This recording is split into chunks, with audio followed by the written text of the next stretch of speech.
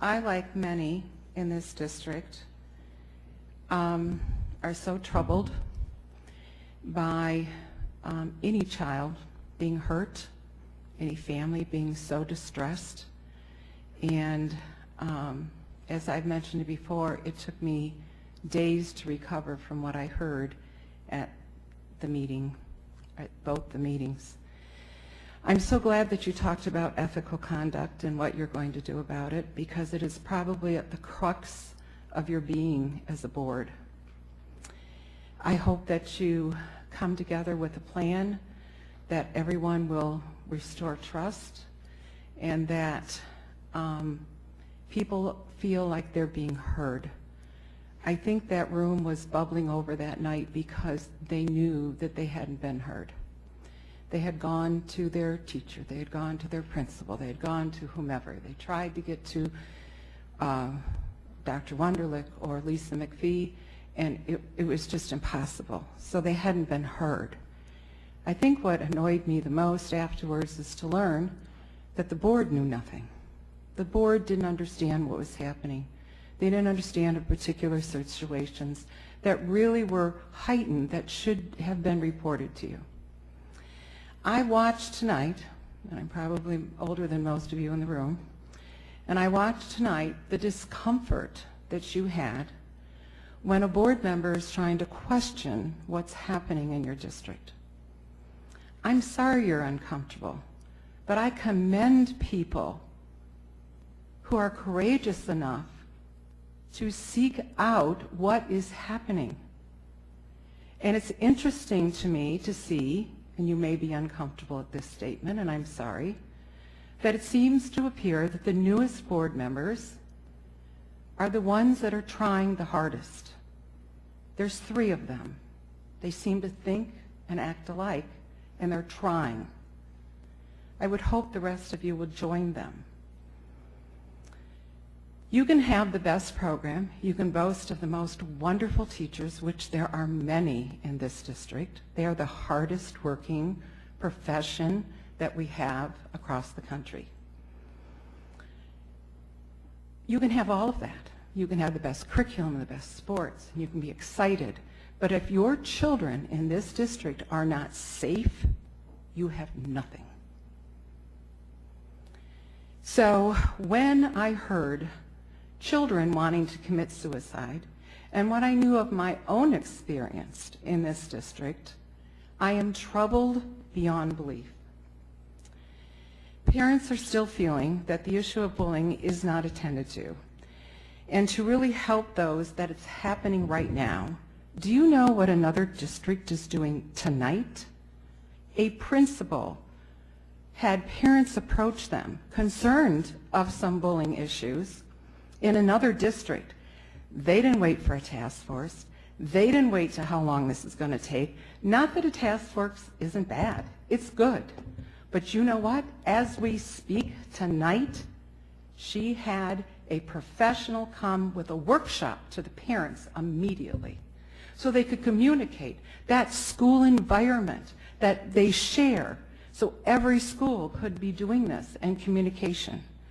I hear the common old problem that you all have a very serious problem with communication. I would hope that some of the things that have been suggested by Mary, where there's reporting and oversight and answers being had, will happen. You may not like what Mary is saying because it's making you uncomfortable, but she's doing the right thing as an elected board member by the public. I would hope that I don't see the roll of eyes and condemning and interrupting anyone when they're trying to seek out information so that they can perform their duty. The duty of oversight is ultimate in a board member. We don't have, in 1996, the laws were changed, and we don't have a Michigan State Board of Education that oversights. You are autonomous, and you are responsible for the oversight. Public schools in America are our greatest gems. Supporting good teachers and the entire student body is imperative. And the entire, oh, I'm sorry. That's your Thank you. 5-minute. Thank No? you. Thank you. Anyone else? Sure.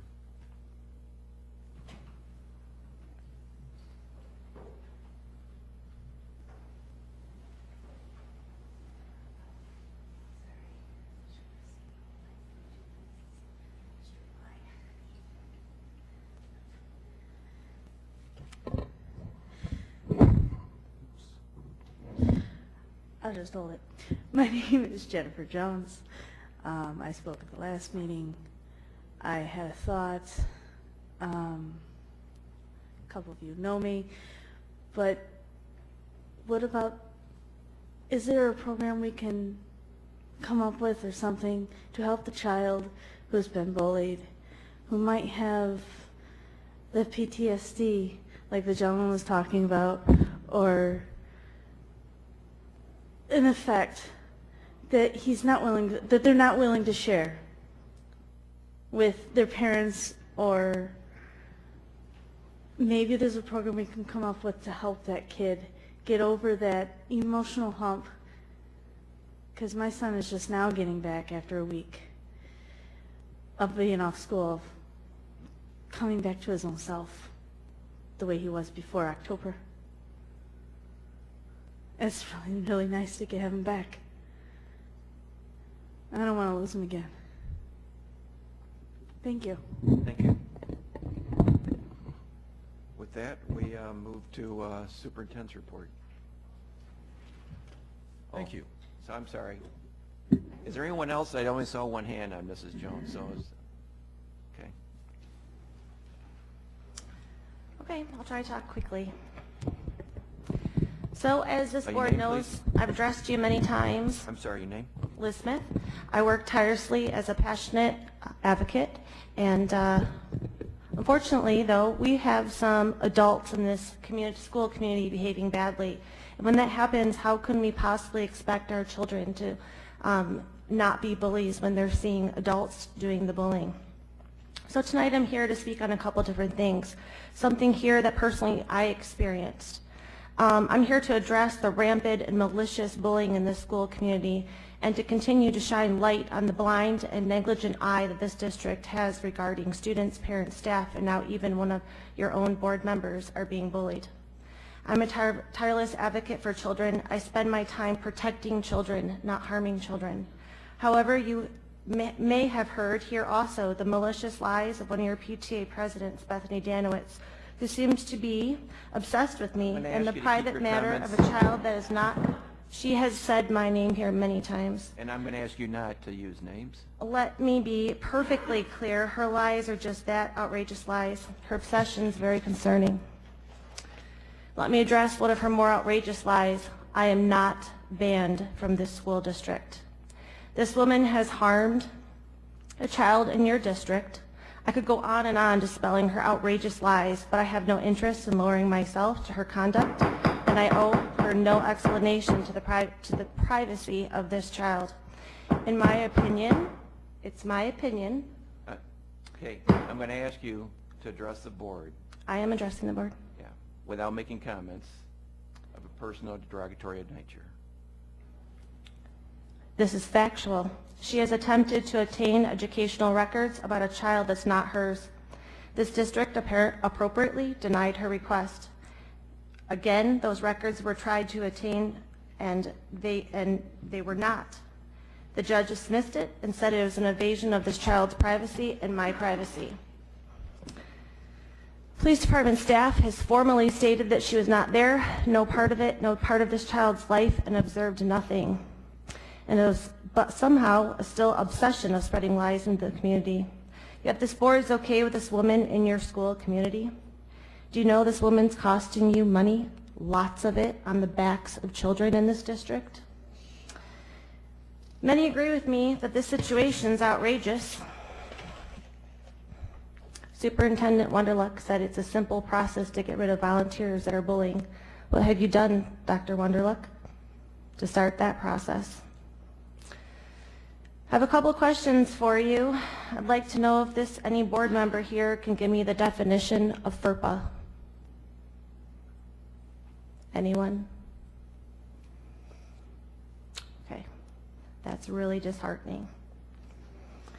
I'll continue to pray for those with hate in their hearts, and for the victims of the bullies, and for those children that are doing the bullies. They need help, and I hope this district helps all parties involved. A couple of things I also wanted to address. Waterford School District, let me also give you some facts and lawsuits surrounding in Oakland County. Well, Waterford has, I believe, 47. Clarkston has 1. Holly has 5. Huron Valley has 24. South Lyon has 1. West Bloomfield has none. Novi has 3. Bloomfield Hills has 0. Walled Lake has 13. And Rochester has 4. Again, your attorneys are getting rich on the backs of children and families because you refuse to mitigate and look for resolutions. Another thing I'd like to talk about this evening is this district in 2013 had bullying brought to their attention. I'd like to draw all your attention to an Oakland Press article, March 23rd, 2013, where a principal in this district, Valerie Grimes, personally sued a parent over bullying, but the principal ignored the bullying.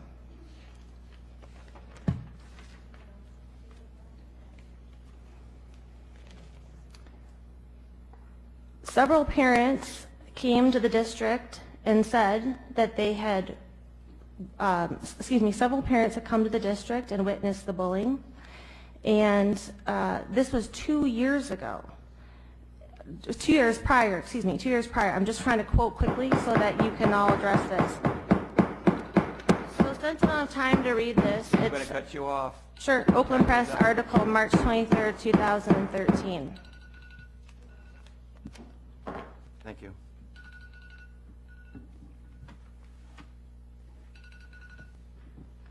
Thank you. I appreciate all those comments from people who live in our community, and I appreciate comments for those of you who live in another community.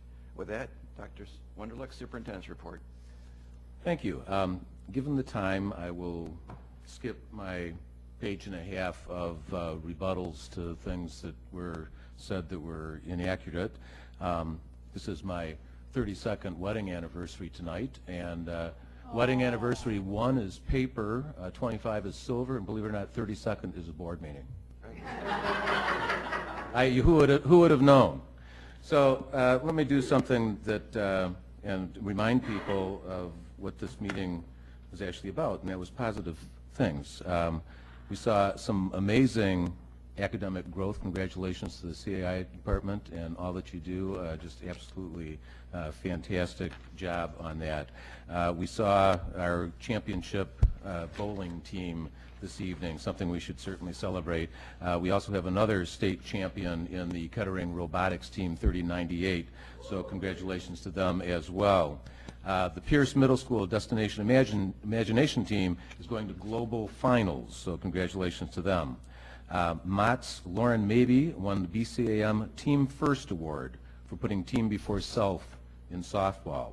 Mott's Girls Bowling earned academic all-state honors. Kettering's Marissa Brady committed to play basketball at Aquinas College. Kettering's Maureen Jenkinson committed to play soccer at Rochester College. Mott's Samantha Sam Smith committed to play soccer at Alma College. Kettering's Ashley Watson got an all-state honorable mention for basketball. The Detroit Free Press All-North girls basketball team includes Marissa Brady from Kettering, Ashley Watson from Kettering, Emily Huff from Mott. Mott's Ashton Franklin earned second-team honors on the Detroit News All-North boys basketball team. Kettering's Jessica Mercier committed to play to do the pole vault at U of M. That is just, you got to be really good to be doing that. Mott's Wyatt Wagner committed to swim at Olivet University, the one in Illinois, not the one in Michigan. Kettering's Sydney Mann committed to play volleyball at Oakland University. the Waterford Kettering Orchestra at the MSBOA Festival, 2 solos, 4 duets, and 2 ensembles all earned Division I ratings at that festival. Elizabeth Kutchie was selected as the lead presenter for U of M's 4T virtual conference. Thank you, Elizabeth, who's in our audience tonight. Already mentioned, Monica Bandlow, Kettering teacher, was selected as the Waterford Foundation Teacher of the Year. And Jessica Gislane, Kingsley Montgomery School teacher, was selected as the NAMI Secondary Educator of the Year as well. Lindsay Crozier, a teacher at Riverside, was awarded a $2,500 grant from Farmers Insurance today. Mott Link Crew leaders received a grant from the Waterford Optimist Club, and Kettering Leadership and Student Council won a slew of awards that they informed the board of a couple weeks ago. One of them was the State Award of Excellence. So just fantastic. And that's just the past couple weeks in Waterford. We've got great things going on every single day. And that is why I love Waterford. And I love the Waterford School District.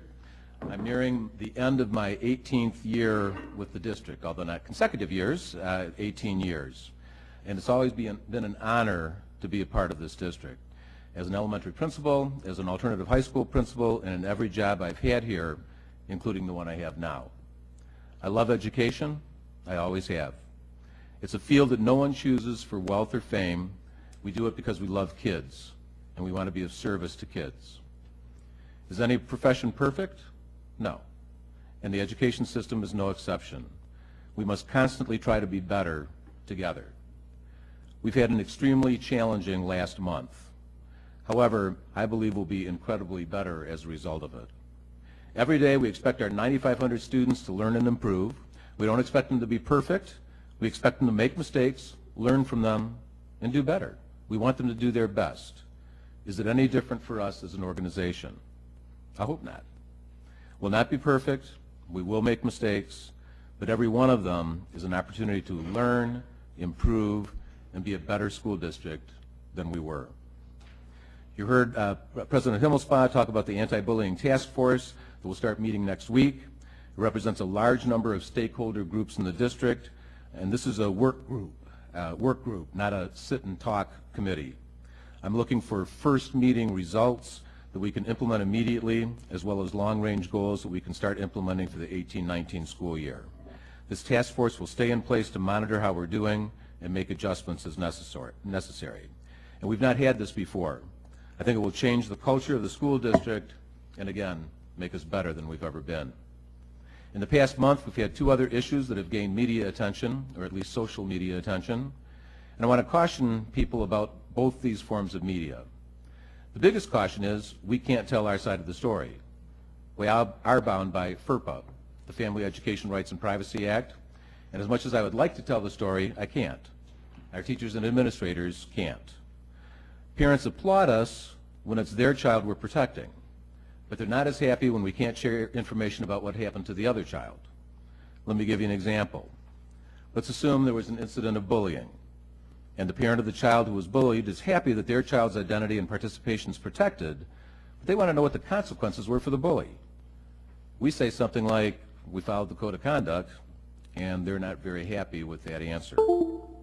They want to know how many days of suspension, what type of counseling, what's the behavior contract, were police involved, and the privacy laws not only protect the rights of your child, they protect the rights of the other child as well.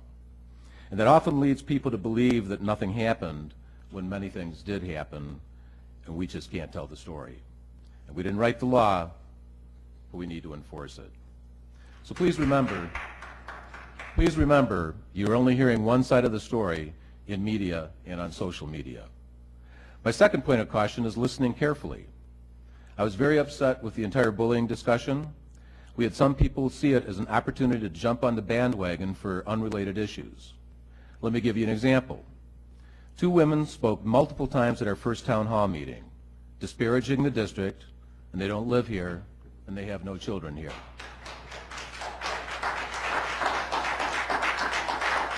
One of those same women at the second meeting took a 14-year-old middle school student out in the hall to yell at her, bully her about something the girl had said.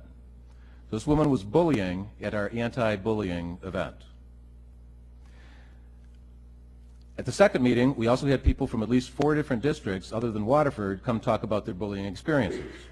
While it's great to know it's not just us, the people jumping on the bandwagon are taking energy and resources away from Waterford kids and families who need and deserve our attention.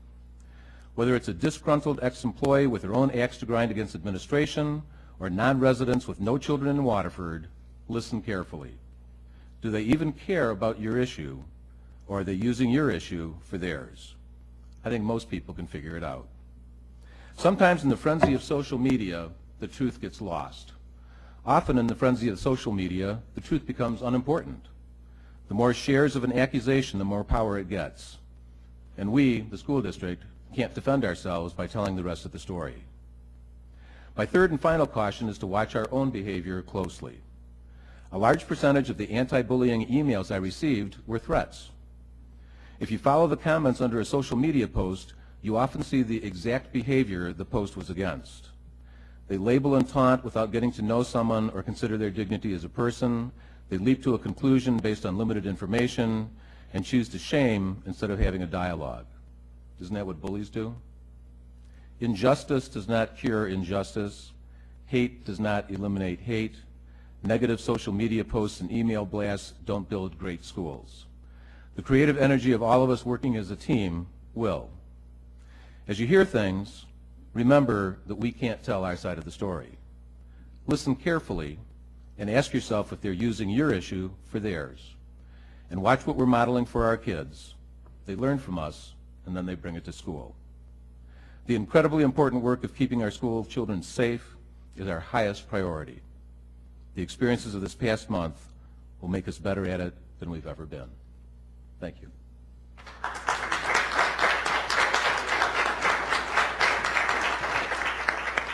By roll call vote, the Board of Education will continue this meeting and move to closed session for the purpose of discussing written communications between legal counsel. No action will be taken during that closed session, and their regular meeting will be deemed adjourned at the conclusion of the closed session. So I need a roll call vote. Mr. Piggott. Petrusha. No. Barghahn. Yes. Piggott. Yes. Himmelspach. Yes. Torres. Yes. Sutherland. Yes. Motion passes 5-0. 5-1. I mean 5-1. I just can't get, yeah, 5-1. Sorry. Thank you.